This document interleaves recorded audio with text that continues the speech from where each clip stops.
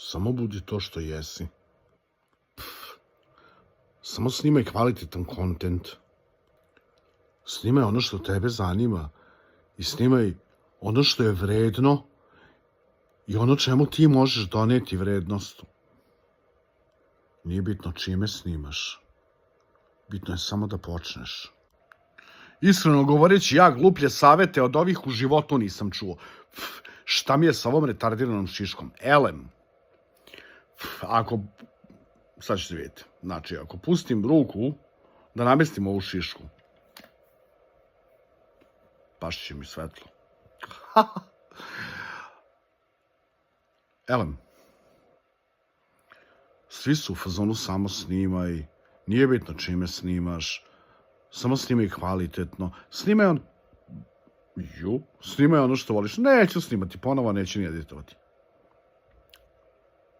Druže, kako početnik da znaš šta je kvalitetno?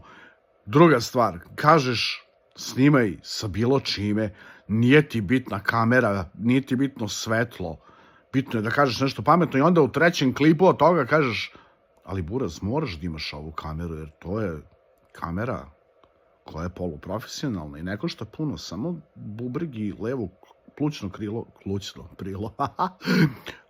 I moraš da kupiš meko svetlo. I moraš da kupiš...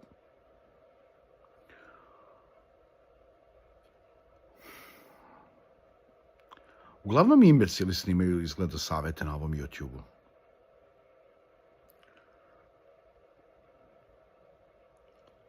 Kažu, snimaj šta hoćeš,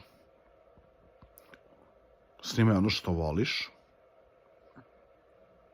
snimaj o svemu, a onda ti kažu, ali možeš da snimaš ono što tvoja publika traži i možeš da nađeš svoj uski niš ili usko zanimanje koje će da privuče.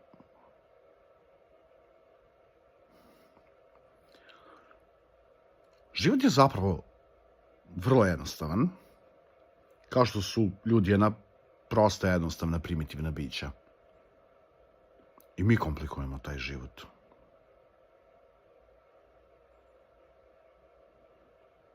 Toliko za sada.